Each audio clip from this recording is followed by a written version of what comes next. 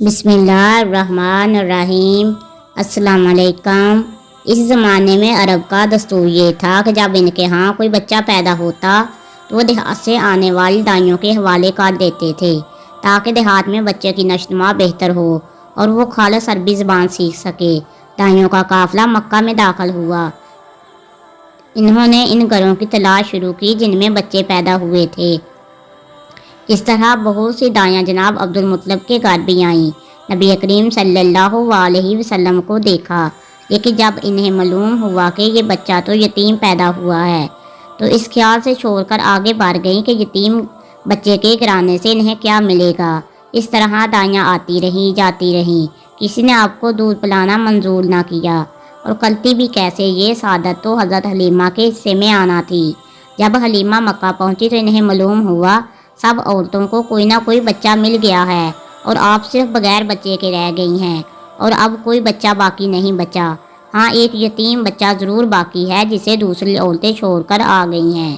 حلیمہ سعدیہ نے اپنے شوہر عبداللہ بن حارث سے کہا، خدا کی قسم مجھے یہ بات ناگوار گزر رہی ہے کہ میں بچے کے بغیر جاؤں، دوسری سب عورتیں بچے لے کر جائیں، یہ مجھے تانے دیں گی، اس لیے کیوں نہ ہم اس یتیم بچے کو لے لیں۔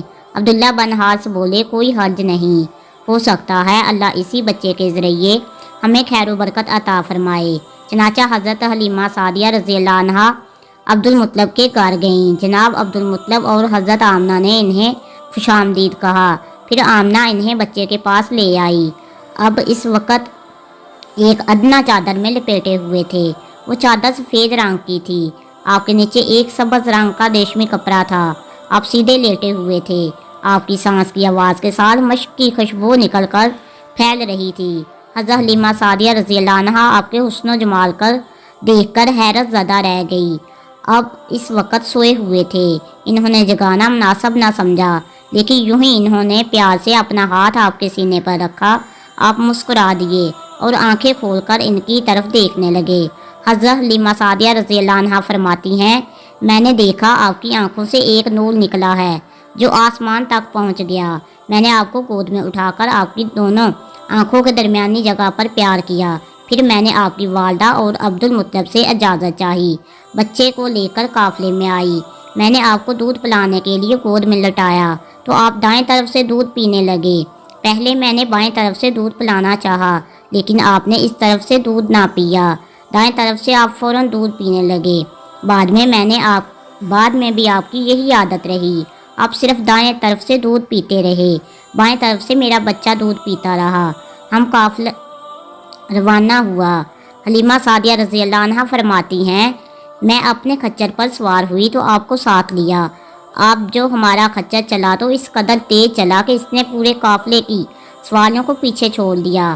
پہلے وہ مریل ہونے کی بنا پر سب سے پیچھے رہ جاتا تھا۔ میری خواتین ساتھی حیرانگی سے مخاطب ہوئیں، اے حلیمہ آج کیا ہو رہا ہے؟ تمہارا خچر اس قدر کیسے تیز چل رہا ہے؟ کیا یہ وہی خچر ہے جس پر تم آتی تھی اور جس کے لیے ایک قدم اٹھانا مشکل تھا؟ جواب میں نے ان سے کہا، بے شک یہ وہی خچر ہے، اللہ کی قسم اس کا معاملہ عجیب ہے۔ پھر یہ لوگ بنو سعد کی بستی پہنچ گئے۔ ان دونوں یہ علاقہ خشک اور قحط زدہ تھا۔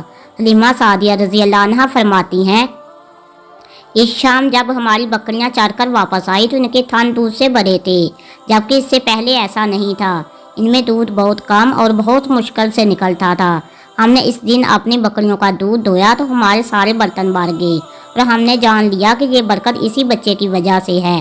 آس پاس کی عورتوں میں بھی یہ بات پھیل گئی کہ ان کی بکریاں بستور بہت کم دودھ دیتی رہی تھی۔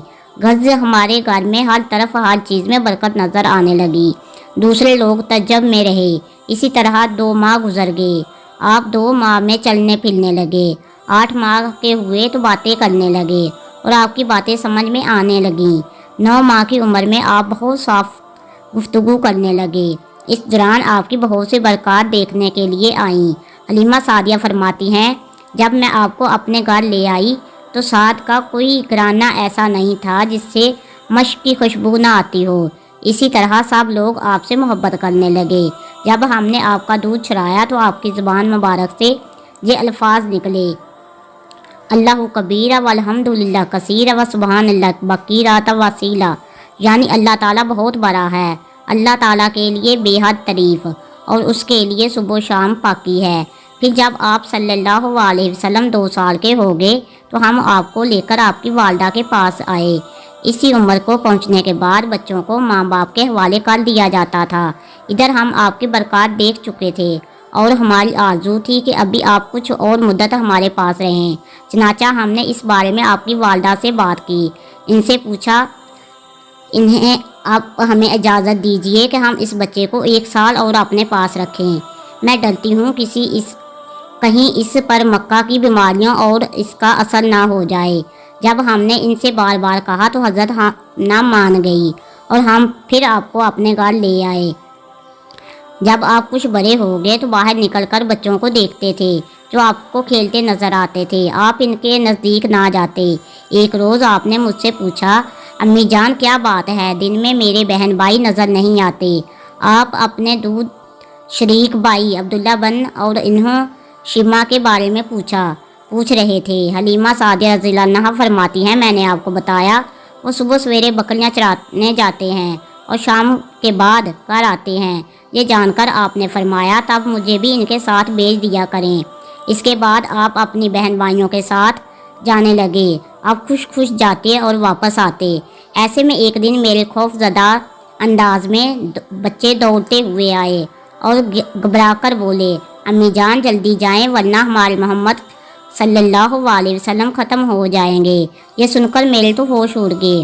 دوڑ کر وہاں پہنچے تو ہم نے آپ کو دیکھا کہ آپ کھڑے ہوئے تھے، رنگ اڑا ہوا تھا، جب چہرے پر جلدی چھائی ہوئی تھی اور اس لیے نہیں تھا کہ آپ کو سینہ چاک گے جانے سے کوئی تکلیف ہو رہی تھی، بلکہ فرشتوں کو دیکھ کر آپ کی حالت ہوئی تھی۔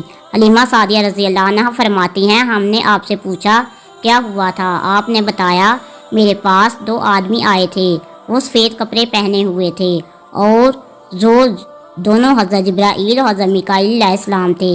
ان دونوں میں سے ایک نے کہا، کیا یہ وہی ہیں؟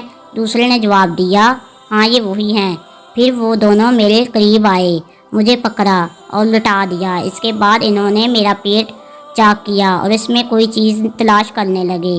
آخر انہیں وہ چیز مل گئی اور انہوں نے اسے باہر نکال کر پھینک دیا۔ میں نہیں جانتا وہ کیا چیز تھی۔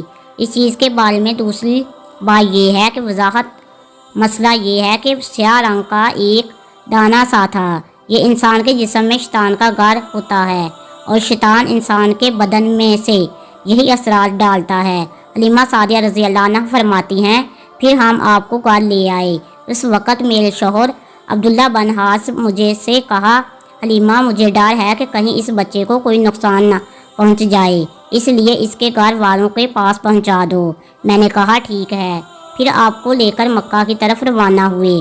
جب میں مکہ کی بالائی علاقے میں پہنچی تو آپ اچانک غائب ہو گئے، میرے حواس باختہ ہو گئے۔